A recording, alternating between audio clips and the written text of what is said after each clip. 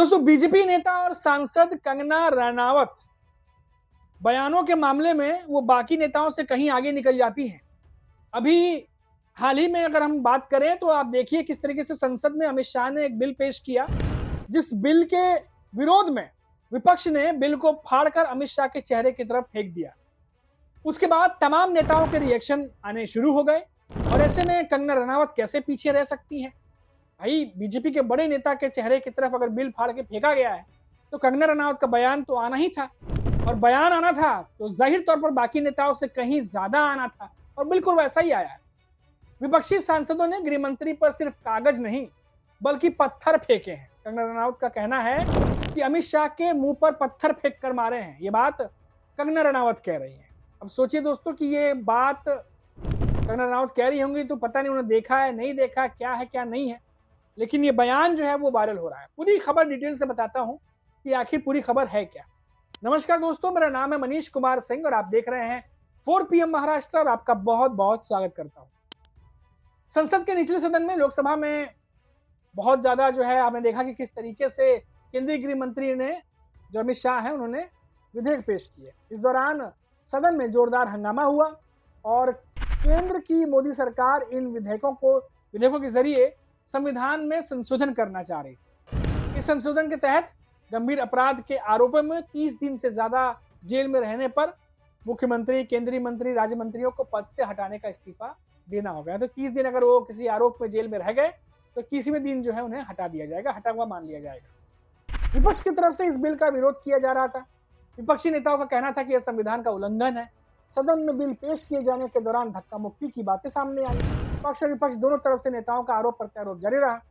अब बीजेपी सांसद कंगना रनावत ने बड़ा आरोप लगाया दोस्तों। मीडिया में उन्होंने बाइट दी है और कहा कि गृह मंत्री बिल पेश कर रहे थे, तभी विपक्ष के नेता जो है वो आए और गृह मंत्री जी को निशाना बनाया। ये बात कंगना रनावत कह रही है। पहले उनका एक बयान सुनिए कि अपने बयान में क्या क्या रही है। जिस तरह से हमने आज जो दृश्य देखा पार्लियामेंट में, कोई भी सभ्य समाज जो है उसको देखकर मैं कहूंगी कि शर्मसार हो जाएगा।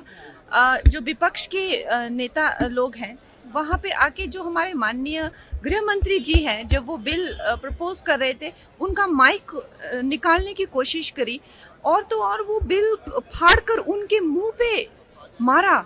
उसमें जो है कुछ लोग पत्थर लेके आए थे, पत्थर जो है उनके मुंह पे मारे। इस तरह से उन लोग इतना ज़्यादा वायलेंस जिस तरह से दिखा रहे हैं, मुझे तो लगता है कि हमारी पार्टी के लोगों ने बहुत संयम दिखाया, बहुत ज़्यादा जो है एक कंपोजर दिखाया, लेकिन कब तक ये वायलेंस जो है इस तरह से दिखाते रहेंगे, दिस इज़ वेरी कंसर्निंग। तो देखा आपने दोस्तों, ये है कंगना रनावत जो कि अपने बयान से अक्सर वायरल होती रहती है और ये बयान भी उनका वायरल हो चुका है। साफ तौर पर कह रही है कि बिल फाड़कर मुंह पर फेंका गया, सिर्फ कागज नहीं बल्कि पत्थर भी फेंका गया। सोचिए, हमारे देश के गृह मंत्री हैं, उनके माइक को नोच नोच कर निकालने की कोशिश की गई। पता नहीं क्या क्या बात कंगना रनावत कहती नजर आई। अब दोस्तों, अब कंगना रनावत का ये जो बयान है, अब ये बाकी जो नेता हैं उनके बयानों के साथ साथ ये बयान भी वायरल हो रहा है। लेकिन मुद्दे की बात दोस्तों ये है कि विपक्ष का लगातार ये आरोप रहा है कि इस बिल के जरिए बीजेपी जो है वो उन नेताओं को कंट्रोल करने की कोशिश कर रही है जिसमें विपक्ष के नेता कहीं सीएम है। जिन जिन स्टेट में, जिन जिन राज्यों में बीजेपी के चुने हुए सीएम अगर नहीं है, लोगों की चुनी हुई सरकार अगर बीजेपी की वहां नहीं बन पाई है, विपक्ष की सरकार अगर है, विपक्ष के सीएम है, तो उन्हें कंट्रोल करने के लिए, डराने के लिए इन तमाम चीजों को लाया जा रहा है। और इसको लेकर के प्रियंका गांधी ने भी तीखा हमला बोला, तीखा बयान दिया। वो बयान भी एक बार सुन लीजिए। See it as a completely draconian thing. It goes against everything, and to couch it as a measure which is being taken anti-corruption is just to pull a veil across the eyes of the people, because what it basically allows a government to do is to put you don't even have to be convicted. Tomorrow you can put any kind of case on a chief minister and put him in jail have him arrested for 30 days without even him being convicted, and then he ceases to be chief minister.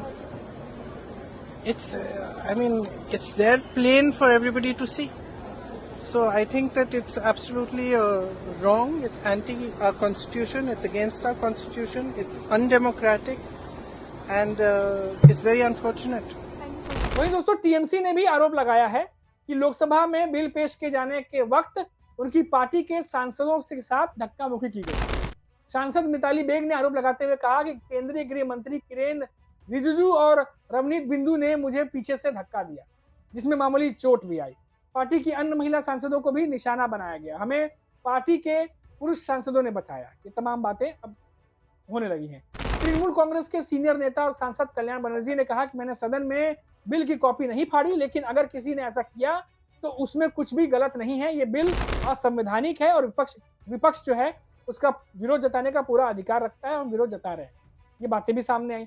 वहीं TMC सांसद अभिषेक बनर्जी ने आरोप लगाते हुए कहा कि सरकार ने हमें बिना बताए बिल पेश कर दिया। हमारे सांसदों ने बिल पेश होने के दौरान इसका विरोध किया और सदन की वेल में आ गए।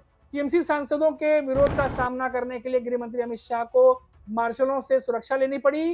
वहीं बीजेपी की मंशा साफ हो गई कि वे भारतीय संविधान को बदलना चाहते हैं। ये तमाम आरोप अब विपक्ष जो है उन पर लगा रहा है, बीजेपी के ऊपर।